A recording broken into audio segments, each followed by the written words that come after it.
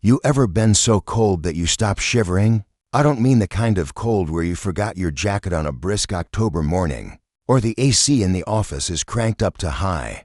I'm talking about the kind of cold that sinks its teeth into your marrow, the kind that convinces your brain that warmth is just a memory, a lie you told yourself once upon a time. That's where I was. I was staring at a woman who could buy and sell my entire existence, with the spare change in her purse, watching her turn blue and realizing that for the first time in her life, her Amex Black card couldn't save her. But let me back up, because to understand why I, Marcus Holloway, a glorified IT guy who spends his days resetting passwords and fixing printer jams, ended up spooning the most terrifying CEO on the West Coast under a moth-eaten blanket, you gotta understand the morning that started it all. It was 5 a.m. on a Tuesday. The kind of morning that hurts to wake up to. I was in the kitchen of my small two-bedroom apartment, trying to make pancakes that looked somewhat like Mickey Mouse for my 7-year-old Zoe. Since my wife, Vanessa, passed 3 years ago, I've been mom, dad, bad cook, and provider. Zoe walked in, rubbing sleep from her eyes, clutching this piece of construction paper covered in glitter glue. She handed it to me. It was a drawing of us, me looking like a giant potato with legs, and her holding my hand. "For luck, Daddy," she said. She knew I was stressed. I was always stressed. The rent in Seattle was climbing faster than my salary, and my beat-up sedan was making a noise that sounded like a dying cat every time I hit the brakes. I dropped her off at my sister's place, kissed her forehead, and promised I'd be back the next night. I had picked up an extra shift, a special assignment that nobody else in the IT department wanted. Executive transport support, they called it. Fancy talk for the CEO needs to get to a remote lodge for a hush-hush merger meeting. Her driver has the flu, and you're the only one with a commercial license and a clean record. The CEO was Ellen Vance. If you read the business journals, she's a visionary, a shark, a titan of industry. If you work on the 4th floor where I do, she's the ice queen. She walks through the hallway, and the temperature drops 10 degrees. She fires people with the same emotional detachment as ordering a latte. And I was going to be trapped in a car with her for 4 hours. When I pulled the company SUV around to the front of the glass tower, she was already standing there checking her watch. She didn't look at me. She looked through me. "You're 3 minutes late," she said. No hello, no good morning. She got in the back, opened her laptop, and immediately started typing. I adjusted the rearview mirror, catching a glimpse of her. Sharp jawline, eyes that could cut glass, and a posture so rigid it looked painful. "Sorry, Ms. Vance," I said, pulling into traffic. Traffic on I-5 was, I don't need excuses. I need to be at the Blackwood Summit by noon. She cut me off, not even looking up. "Drive," so I drove. The forecast called for snow, but up in the Cascades, snow can mean a light dusting or the end of the world, and you never know which one you're getting until you're in it. For the first 2 hours, the silence in the car was heavy enough to weigh down the suspension. The only sound was the furious clicking of her keyboard and the occasional sigh of annoyance. When her cell signal dipped, I tried to focus on the road, thinking about Zoe, thinking about the overtime pay that would cover her dance lessons, thinking about how much I missed Vanessa's laugh. Then the sky turned a color I didn't like. It wasn't gray. It was a bruised, angry purple. The wind started to pick up, batting the heavy SUV around like a toy. The snowflakes started small. Then suddenly they were the size of quarters, coming down so fast the wipers were just smearing them around. "Ms. Vance," I said, eyeing the temperature gauge, "this is getting bad. The pass is notorious for whiteouts. Maybe we should pull off in the next town, wait it out." She finally looked up, meeting my eyes in the mirror. Her gaze was cold, impatient. "This merger is worth $400 million, Mer." She paused. She didn't know my name, Holloway. "Marcus," I said, gripping the wheel tight. "Mr. Holloway, I don't stop for weather. Keep driving." I wanted to argue. I wanted to tell her that I grew up in Michigan and I know what a killer storm looks like. But I also knew I was disposable. If I stopped, I was fired. If I was fired, Zoe's dance lessons were gone. The rent was late. The car didn't get fixed. So I swallowed my pride, nodded, and pressed the gas. "Big mistake. 20 minutes later, the world disappeared. It was a total whiteout. I couldn't see the hood of the car, let alone the road. We were crawling, maybe 10 miles an hour, but on black ice, speed doesn't matter. A gust of wind, stronger than the rest, broadsided us. I felt the back tires break loose. I steered into the skid, tapped the gas just like you're supposed to, but gravity had other plans. We hit a patch of sheer ice, spun 360 degrees, and slid sideways off the embankment. The sound was terrible metal screaming, glass shattering, and then a heavy, sickening crunch as we slammed into a tree line. The airbags deployed, hitting me in the face like a boxer's fist. Then, silence. Just the howling wind outside. Ms. Vance? I coughed, the dust from the airbags choking me. Elena, I'm here. Her voice was shaky, lacking that command for the first time. I unbuckled and scrambled into the back. She was clutching her arm, her laptop smashed on the floor. She looked at me, eyes wide, the Ice Queen mask cracked wide open. My phone, she stammered. I have no signal. Me neither, I said, checking mine. Engine is dead. Radiator is busted. And look at the snow. It was piling up against the windows fast. We were miles from the main road, deep in a ravine, in a storm that was burying us alive. We can't stay here, I said. The heater is dead. This car is essentially a freezer now. I saw a structure, maybe a half-mile back, up the ridge. A hunting cabin or something. Walk. She looked at her shoes. 4-inch stilettos. I can't walk in that. You don't have a choice, I said, my voice hard. The employee-boss dynamic died the second we went off the road. Now, it was just survival. Wrap your scarf around your face.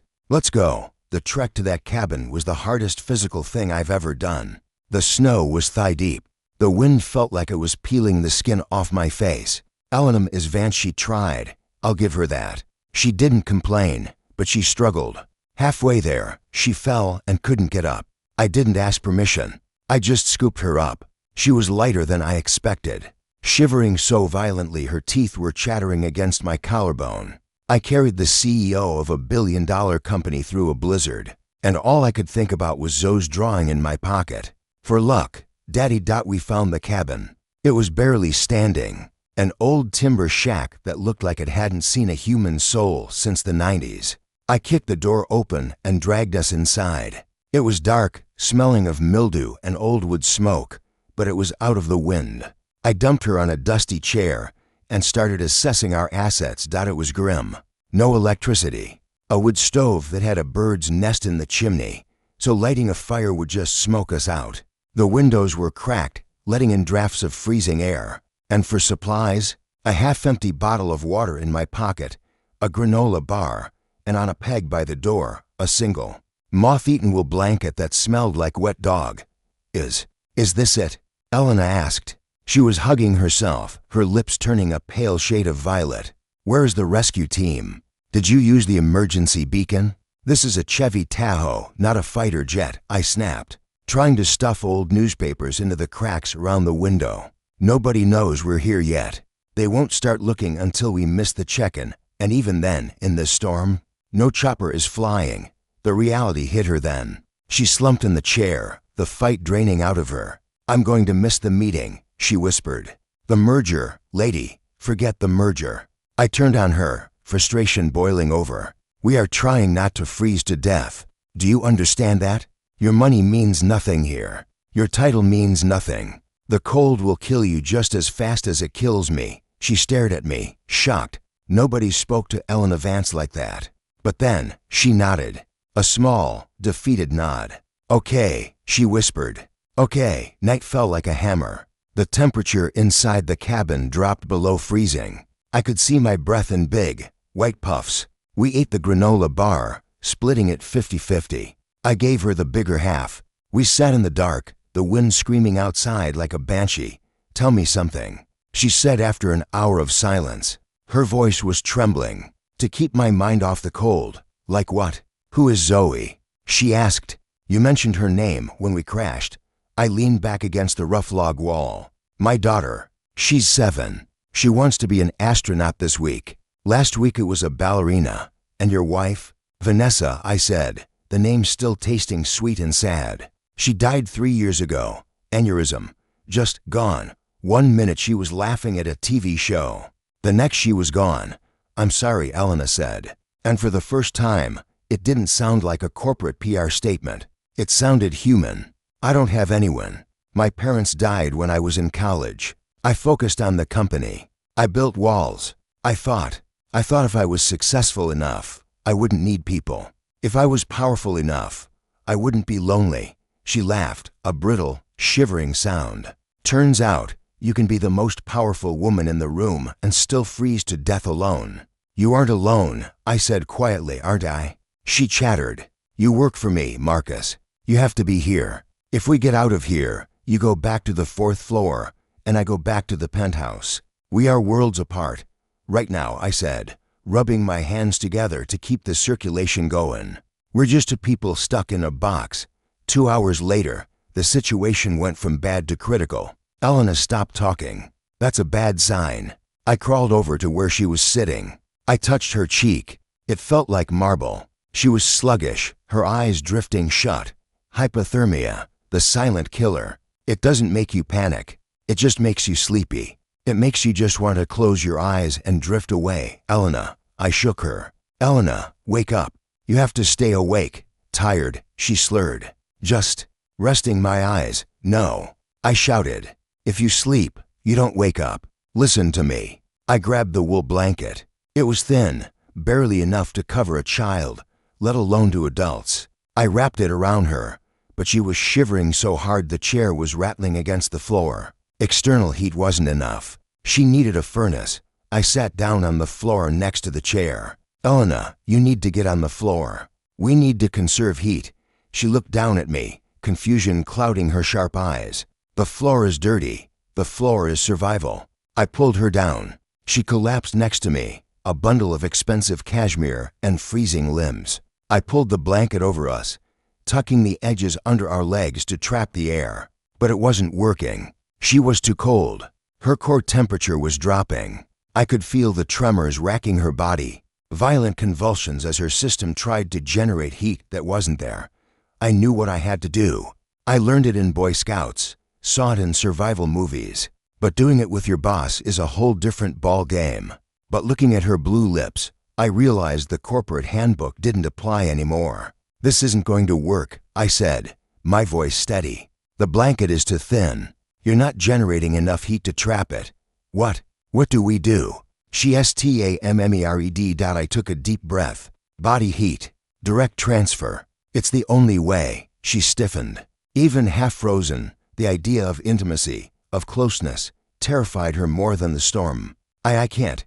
Then you die, I said bluntly. And I have to explain to my daughter why I couldn't save the lady I was with. I have to go home carrying the weight of watching you fade away. Don't put that on me, Elena. Please.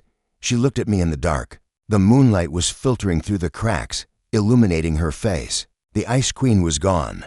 In her place was just a woman, scared, stripped of her armor, realizing that her bank account couldn't buy warmth. She looked at the blanket, then at me. Marcus? She whispered, yeah. She swallowed hard, her eyes filling with tears that froze on her lashes. Can I slip under your blanket? Like really under it? I didn't hesitate. Yeah, come here. I opened my heavy parka. She hesitated for a second, then crawled in. She pressed herself against me, burying her face in my chest, her icy hands clutching my shirt. I wrapped the coat around her, then the blanket over both of us, pulling her as close as physics would allow. It wasn't sexual. It was desperate. It was life or death. I could feel the cold radiating off her like an open freezer door. I wrapped my legs around hers, my arms locking her against my core. I got you, I whispered into her hair, which smelled like expensive shampoo and would smoke. I got you. Just breathe. And we lay there, tangled together on the dirty floor of a forgotten cabin, while the storm tried to bury us. The darkness in that cabin wasn't just an absence of light. It was a physical weight, pressing down on us, heavy with the cold and the howling wind. Elena was pressed against me so tight I could feel the frantic rhythm of her heart slowing down, syncing with mine. For a long time, neither of us spoke. We just existed in that small bubble of shared warmth, fighting a battle against the elements using the only weapon we had left, each other. It's a strange thing, holding someone whose signature is on your paycheck, someone you've been conditioned to fear. But in the dark, stripped of the power suits and the corner offices, she felt fragile, small. She was trembling, not just from the cold anymore, but from the aftershocks of terror. "I used to hate the snow," she whispered against my chest. Her voice was muffled by my fleece jacket. "My father, he used to make us stand outside when we misbehaved. In Connecticut, just for a few minutes, but it felt like hours. He said it built character." I tightened my arms around her. "That's not character. That's cruelty. He built the company," she murmured, drifting between sleep and wakefulness. "He taught me that warmth makes you soft, that if you want to lead, you have to be cold. Stone cold." She shifted, her icy nose brushing my neck. "But I don't want to be cold anymore, Marcus. It hurts. You don't have to be," I said softly. "You can be strong and warm at the same time. Look at the sun. It burns, but it gives life. Ice just preserves dead things." She went quiet for a long time. I thought she had fallen asleep, but then I felt a dampness on my shirt. She was crying, silent, racking sobs that shook her frame. I didn't say anything. I just held her. I rubbed her back, tracing circles over the expensive fabric of her ruined blouse, letting her weep for the childhood she lost, for the loneliness she'd embraced, for the fear that was finally leaking out. Sometime around 3 a.m., the wind died down. The silence that followed was deafening. Elena had finally fallen into a fitful sleep, her breathing deep and even. I stayed awake, staring at the ceiling, listening to the wood settle, thinking about Zoe. For luck. "Daddy," I prayed that luck was holding. I prayed that my sister wasn't panicking, that someone had noticed the SUV's GPS signal vanish. When the sun finally broke, it didn't come with warmth, but it brought light. A pale, gray dawn filtered through the grime of the windows. I looked down at Elena. In the light, she looked younger, softer. Her mascara was smudged, her hair a chaotic halo round her face. She stirred, blinking her eyes open. For a split second, there was peace in her gaze. Then, memory rushed back. She stiffened, realizing where she was, realizing she was wrapped around her IT technician like a lover. She scrambled back, pushing away from me, hitting the wall of the cabin. She stammered, pulling her coat tight, trying to fix her hair with trembling hands. The walls were going back up.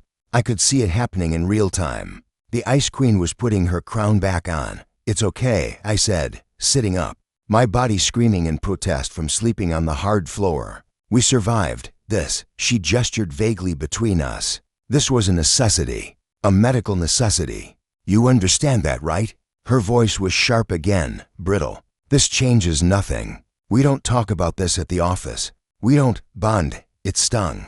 I'm not gonna lie. After holding her all night, after hearing her confess her deepest traumas, the rejection felt like a slap. But I looked at her, really looked at her, and I saw the fear behind the eyes. She wasn't rejecting me. She was terrified of being seen. She was trying to regain the only control she knew.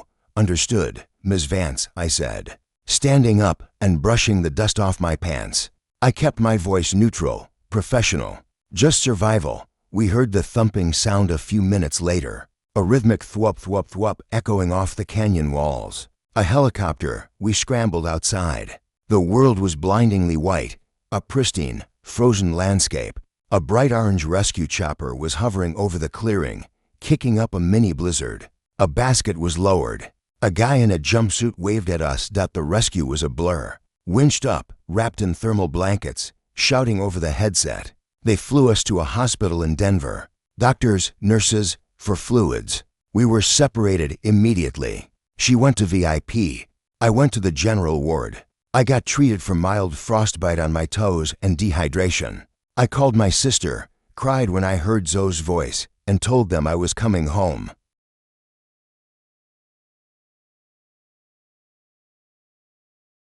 I didn't see Elena for 3 days. When I walked back into the office on Monday, The atmosphere was weird. People were whispering. Did you hear? Holloway and Vance crashed in the mountains. I heard he saved her life. I heard she fired him for crashing the car. I kept my head down. I went to my cubicle, sat in my ergonomic chair, and stared at my monitors. It felt surreal. A few days ago, I was holding the CEO of this company while she cried about her father. Now, I was answering tickets about a jammed copier on the 3rd floor. Round 11 a.m. My desk phone rang. Holloway, I answered. Marcus? It was her assistant, a woman named Jessica who usually sounded terrified. Ms. Vance wants to see you. Now, top floor.